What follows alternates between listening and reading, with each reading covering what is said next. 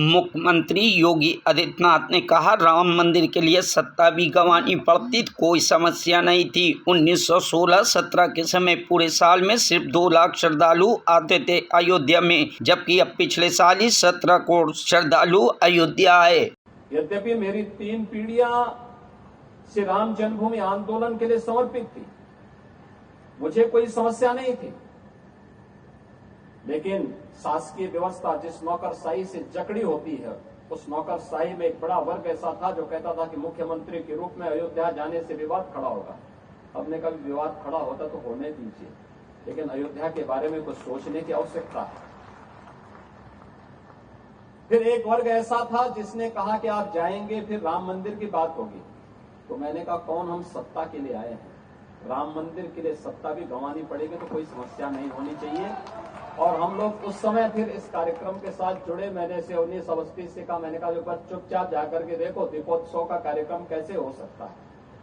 और वे यहाँ आए, उन्होंने यहाँ सर्वे किया, उन्होंने कहा दीपोत्सव का आयोजन होना चाहिए। मैंने कहा मैं जाऊंगा, दीपोत्सव करते करते बीच में फिर राम मंदिर की बात उठेगी तो इसको क्या करेंगे? उन्होंने कहा नहीं, कार्यक्रम हो इसके बारे में हम सबसे बात करते हैं और सबका सकारात्मक भाव हो। और आज आप देख रहे होंगे दीपावली के एक दिन पहले अयोध्या का दीपोत्सव अयोध्या का एक फेस्टिवल बन गया, एक पर्व बन गया है।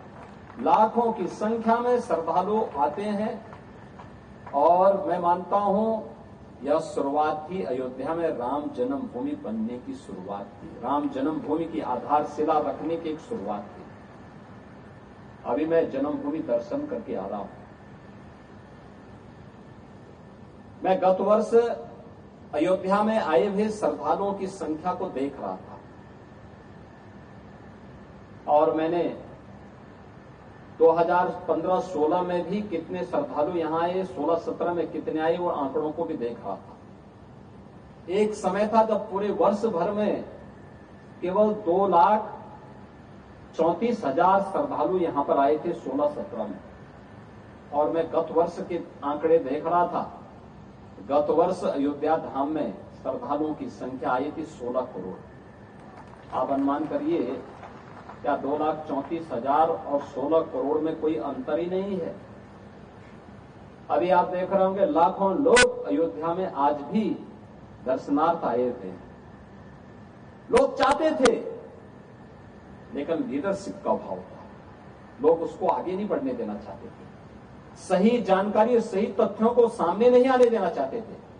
लेकिन हम सब आभारी हैं प्रधानमंत्री मोदी जी के, जिन्होंने विरासत और विकास को एक साथ जोड़ करके भारत की परंपरा को, उस गौरव के bureau report, news hub Bharat.